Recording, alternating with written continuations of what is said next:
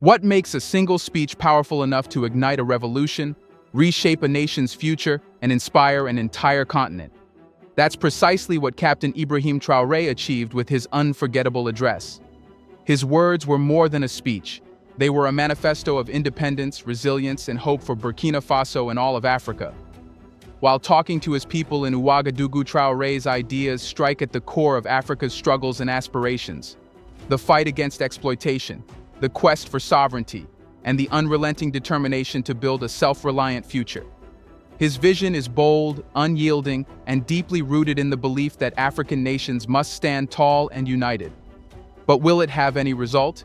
Here, we would like to take a moment and thank you for supporting us and being a valued part of our strong community. And if you are not yet a member, we encourage you to join us and help build an even stronger community together. Let's get started.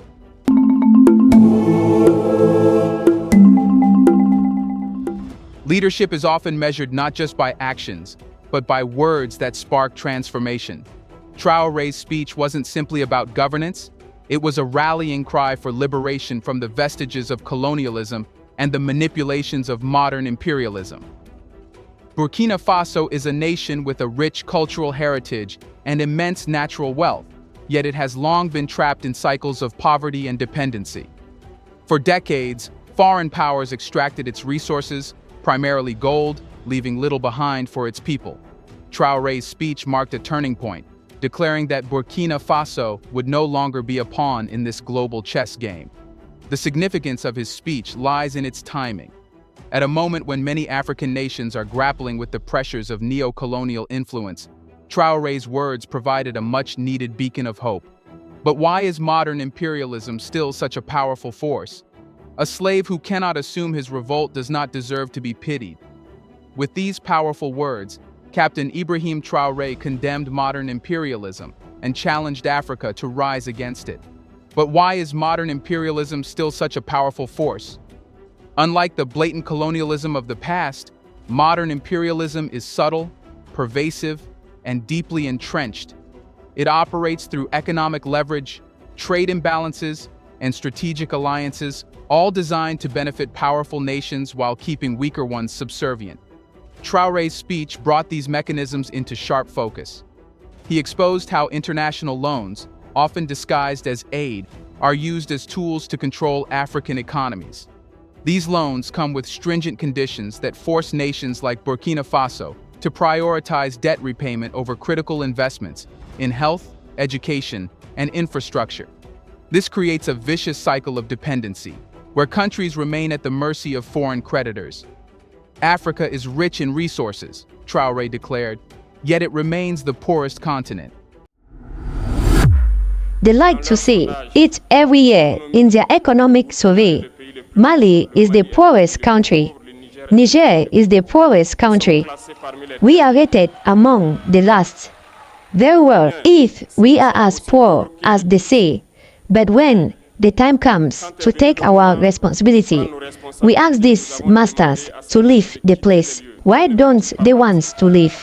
When we take the case of Niger, for more than 40 years, some countries have been exploiting uranium to produce energy in their home.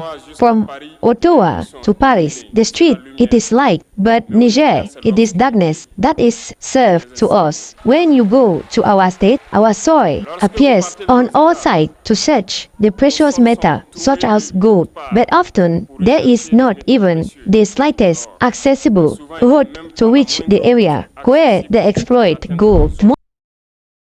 Here's a reminder to please like and share the video and subscribe to our channel to watch more videos on Black culture, history, civilization, and identity. Let's continue now.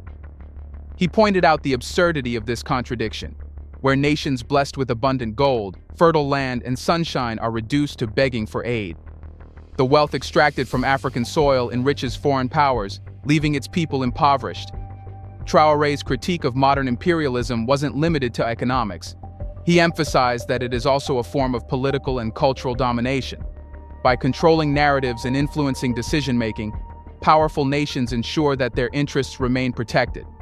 For instance, African leaders are often pressured into adopting policies that align with Western priorities, even when those policies undermine local needs. Traoré called out this manipulation, urging his fellow leaders to break free from being mere puppets of imperialist powers. He said we must stop behaving like puppets who dance every time the imperialists pull the strings. This domination extends to cultural erasure. Traoré highlighted how Africa's contributions to global history are often overlooked or diminished. He reminded the audience of the sacrifices made by African soldiers during World War II, who fought to liberate Europe but were met with violence and betrayal upon their return. These stories, he argued, are systematically excluded from history books and documentaries, further marginalizing Africa's role in the world. Traoré didn't stop at identifying the problems. He laid bare the mechanisms that perpetuate them. Modern imperialism thrives on the economic subjugation of African nations. By forcing countries to export raw materials and import finished goods at inflated prices, it ensures that wealth flows outward while poverty remains entrenched. He criticized how international financial institutions, under the guise of development aid, impose policies that strip nations of their ability to govern independently. Structural adjustment programs, for example, often demand privatization and austerity measures, which disproportionately harm the most vulnerable populations. Traoré's message wasn't just a critique of modern imperialism, it was a call to action. He urged Africans to rise against these systems, dismantle the structures that perpetuate dependency, and reclaim true sovereignty. For Traoré, sovereignty isn't just about political independence. It's about economic freedom, cultural pride, and the ability to determine one's future. Traoré also spoke of the importance of unity. He called on African leaders to stop echoing imperialist rhetoric and start supporting their people in the fight for dignity and justice. But sovereignty, in Traoré's vision, is the cornerstone of freedom and independence. To understand why it plays such a critical role in his vision for Burkina Faso, it's essential to unpack what sovereignty truly represents. It is not merely the absence of foreign rule or the superficial trappings of independence, flags, anthems, or elected leaders. Sovereignty is the ability of a nation to make decisions that align with its interests, free from external pressures or manipulation. It is the foundation upon which true self-reliance and sustainable development are built. In the context of Burkina Faso, sovereignty carries profound implications. It means reclaiming control over the country's vast natural resources, gold, fertile lands, and minerals, that have long been exploited by foreign powers. It means shaping domestic policies that prioritize the well-being of Burkinabe citizens rather than catering to the demands of international creditors or foreign investors. It means protecting the cultural heritage and identity of Burkina Faso, which have been systematically undermined by centuries of colonial rule and its lingering effects. Traoré's speech underscored the high cost of dependency on foreign aid. While aid is often presented as a lifeline for struggling nations, it frequently comes with strings attached, conditions that dictate economic policies, trade agreements, and even political decisions. These terms often serve the interests of donor nations rather than the recipient country, eroding its ability to act independently. In Burkina Faso, reliance on foreign aid has often meant sacrificing local priorities to meet the demands of international financial institutions. For example, structural adjustment programs imposed by the International Monetary Fund (IMF) and the World Bank have historically required cuts to public spending, including critical investments in healthcare, education, and infrastructure. These policies leave nations like Burkina Faso vulnerable and unable to provide for their people while remaining locked in cycles of debt and dependency. Traoré made it clear that sovereignty is not just an abstract ideal, it is a practical necessity. Without sovereignty, a nation cannot make the decisions needed to achieve sustainable development or protect its future. His call to action was a demand for Burkina Faso to break free from these constraints and chart its course. Sovereignty also has a deeply symbolic significance in Burkina Faso, a nation with a proud history of resistance against oppression. Traoré's vision builds on the legacy of leaders like Thomas Sankara, the revolutionary president who championed self-reliance and anti-imperialism during his tenure in the 1980s. Sankara's policies emphasized agricultural self-sufficiency, the nationalization of resources, and the empowerment of ordinary citizens. ideas that resonate strongly in Traoré's vision today. Sankara once declared, "He who feeds you controls you," a statement that echoes in Traoré's critique of foreign aid and neo-colonialism. Both leaders share the belief that true sovereignty requires breaking free from external control and building systems that prioritize the needs of the people. Traoré also drew strength from the Burkinabe people themselves, who have consistently resisted exploitation and fought for dignity.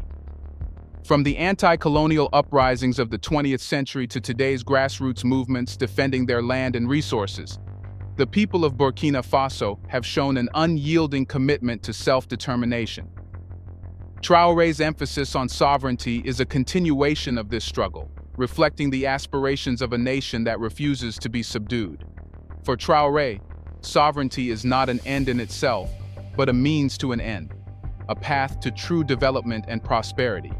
He envisions a Burkina Faso, where decisions about resource allocation, economic priorities, and cultural preservation are made by Burkinabe leaders for the benefit of Burkinabe people. One of his key goals is to ensure that the wealth generated from the country's resources, particularly gold, is reinvested in domestic development. This includes funding education, healthcare, and infrastructure projects that can improve the quality of life for all citizens. Traoré believes that by taking control of its resources and directing them toward national priorities, Burkina Faso can break free from the cycles of poverty and dependency that have plagued it for decades. His vision also includes safeguarding the nation's cultural identity. Traoré has often emphasized the importance of preserving African traditions and values in the face of globalization. He sees cultural sovereignty as an essential component of national independence, ensuring that Burkina Faso remains true to itself while navigating the challenges of the modern world. However, Traoré is acutely aware that achieving sovereignty will not be easy. It requires confronting the deeper issue of neo-colonial enslavement, which continues to manifest in various forms. From exploitative trade agreements to the domination of global narratives, neo-colonialism seeks to keep African nations subservient. Traoré's critique of modern imperialism is a call to dismantle these systems and reclaim autonomy. He has urged his people to reject pity and take pride in their ability to fight for their future. In his vision, sovereignty is not just about resisting external pressures. It's about building internal strength. This includes fostering unity among the Burkinabe people, mobilizing resources effectively, and creating systems that prioritize local needs over foreign interests. By doing so, Traoré aims to transform Burkina Faso into a nation that can stand tall on its terms, free from the shackles of dependency. Traoré also recognizes that sovereignty must be defended, and a strong military is essential for this purpose. His plans to modernize and expand Burkina Faso's defense forces are rooted in the belief that national security is the foundation of independence. The challenges facing Burkina Faso are immense. From external threats to internal instability, the military plays a critical role in safeguarding the nation. Traoré has prioritized equipping and training his forces, ensuring they can respond effectively to any crisis. But his vision for the military goes beyond defense. He sees it as a unifying institution, bringing together people from diverse backgrounds to work toward a common goal. This unity is central to his broader vision of national mobilization. So, what role do people play in his vision? Traoré's speech wasn't just a message for government officials or military leaders, it was a rallying cry directed at every Burkinabe citizen. His vision for a stronger, sovereign Burkina Faso rests on a simple yet profound principle: collective effort. He believes that true progress requires each individual to contribute, no matter their role or station in life. Farmers, teachers, artisans, students, and soldiers all are integral to building a resilient and prosperous nation. This call to action is deeply rooted in Burkina Faso's history and cultural values. The country's legacy of resistance against colonial rule and its emphasis on community-driven development have always been defining traits. Traoré is drawing from this rich heritage, urging his people to take pride in their identity and channel their collective strength toward achieving national goals. Unity, he emphasized, is not just a desirable trait, it's an essential one. Division and unrest have long been tools used by external forces to weaken nations and exploit their resources. Traoré understands this dynamic and has made unity a cornerstone of his leadership. "A united nation is a strong nation," he said, underscoring the need for solidarity in the face of challenges, whether they come in the form of external threats or internal disagreement. This unity is particularly critical when it comes to managing Burkina Faso's wealth. The equitable distribution of resources, ensuring that the profits from gold and other natural riches benefit the people rather than foreign corporations, requires the involvement of an informed and mobilized citizenry. Traoré's vision is one of shared responsibility, where every Burkinabe sees themselves as a stakeholder in the nation's future. Ultimately, Traoré's belief in his people is unwavering. He sees them not just as beneficiaries of his leadership, but as the driving force behind the transformation of Burkina Faso. Their resilience, resourcefulness, and sense of community are the foundations upon which his vision rests. For Traoré, the people of Burkina Faso are not just citizens, they are the nation's greatest asset. And what does Traoré have to say about the West? To the West, Captain Ibrahim Traoré's speech was a bold challenge and a cautious invitation. He made it clear that Burkina Faso is turning a page in its history. The era of exploitation, where foreign powers dictated terms and reaped the benefits of Africa's wealth, is over. Yet Traoré also extended a hand, not in submission, but in the spirit of partnership. His message was unequivocal. Engagement is welcome, but only in terms of equality and mutual respect. Traoré's stance reflects his broader philosophy. Burkina Faso, under his leadership, seeks partnership, not patronage. He envisions relationships where both parties bring value to the table, fostering collaboration that benefits all involved rather than perpetuating a cycle of dependency. This balanced approach is a deliberate departure from the traditional dynamics of foreign aid and investment, which often come with strings attached, eroding the sovereignty of African nations. But Traoré's words weren't all conciliatory. His speech carried a sharp warning. Africa is changing, and the old ways of doing business, exploitative contracts, unequal trade agreements, and veiled control, will no longer be tolerated. He called for an end to the paternalistic attitudes that have characterized the West's relationship with Africa for centuries, demanding instead that African nations be treated as equals on the global stage.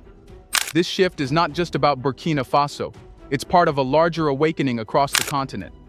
From East to West Africa, leaders are rejecting neo-colonial practices and asserting their right to self-determination. Traoré's speech resonated as a voice of this broader movement, a movement that challenges the very foundation of Western hegemony.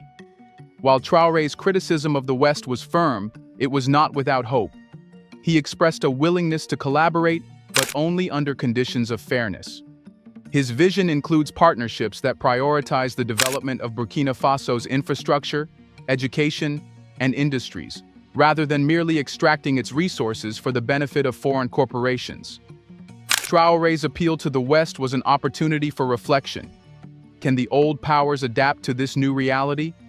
Can they step back from exploitative practices and engage in genuine, equitable partnerships with African nations? The answer to these questions will shape the future of Africa's relationship with the global community. Traoré's message to the West wasn't just about Burkina Faso. It was about Africa reclaiming its agency. His speech symbolized the growing confidence of African leaders who are no longer content to play by the rules of a system designed to keep them at a disadvantage. This new era of empowerment is about more than economic independence. It's about redefining Africa's role in the world. By rejecting exploitation and demanding respect, Traoré is setting a precedent for how African nations can engage with global powers. His balanced yet uncompromising approach sends a clear signal. The days of unchecked Western influence are numbered, and a new chapter in Africa's history is being written. In the end, Traoré's pride in his people was evident throughout his speech. He sees them as resilient, resourceful, and capable of achieving greatness. His vision is rooted in the belief that the Burkinabe people are the true drivers of change. By emphasizing education, self-reliance, and national pride, Traoré aims to empower his people to take control of their destiny. He knows that the path ahead won't be easy, but he also believes in their ability to overcome any challenge. Traoré's speech is more than a moment in history. It's a blueprint for the future of Africa. His vision of sovereignty, unity, and self-reliance is a call to action for the entire continent. It's a reminder that Africa's strength lies in its people, its resources, and its unyielding spirit. Traoré's words challenge us all to think differently about what's possible and to believe in the potential of a truly independent Africa. Do you think Traoré is someone who wants to save Africa? What will happen if people follow his footsteps? Let us know in the comments section. Will Africa be free? Do you want to watch more videos like this one? If so, subscribe to our channel and press the bell icon next to it. We have decided to bring videos on something nobody talks about: the Black culture, civilization, history, and evidence about how glorious Blacks have been. Thanks for watching, and until the next video, stay tuned.